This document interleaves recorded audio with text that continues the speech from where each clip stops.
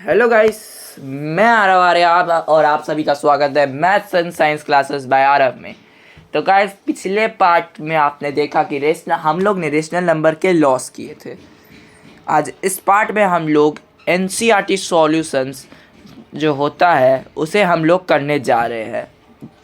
NCERT जो book है जो राजकमल में चलता है उन बुक को करने जा रहे हैं। The name the property under the multiplication used in each of the following. कौन सा प्रॉपर्टी यूज होता है? -4/5 into 1 equal to -1 into -4/5 equal to 4/5। ये है एनी ऑर्डर में और प्लस ये सेम नंबर आ रहा है। ये होगा आइडेंटिटी लॉ, क्योंकि आइडेंटिटी लॉ कभी चेंज नहीं होता है।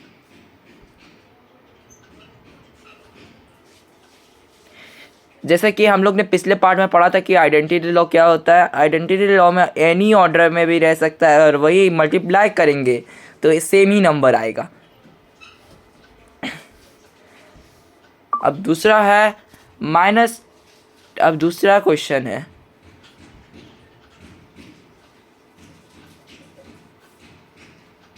-13/17 इंटू 2/7 इक्वल टू 2/7 इंटू -13/17।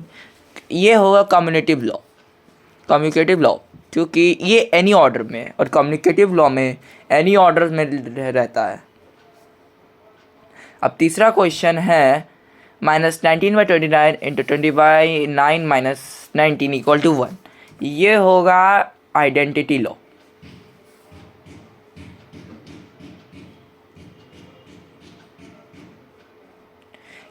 ये आइडेंटिटी लॉ कैसे होगा, मैं इसका सॉल्यूशन बता देता हूँ गाइस।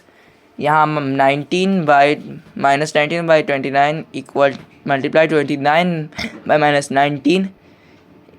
ये माइनस ये ख़त्म ये जो माइनस ये हो जाएगा, माइनस कट जाएगा, इसका आंसर आ जाएगा 1।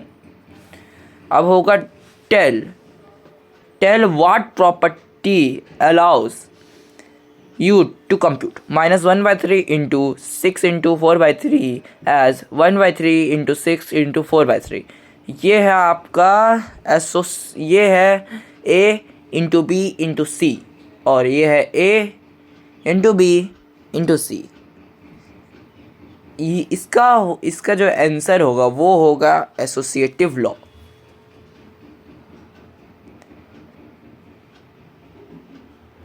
ये है एसोसिएटिव लॉ, क्योंकि a into B into C का formula a into B into C होता है और ये है the product of two rational numbers is always क्या होता है? The product of two rational numbers is क्या है? हमेशा दो प्रोडक्ट का क्या होता है? रेशनल नंबर्स का दो प्रोडक्ट का रेशनल नंबर्स क्या होता है?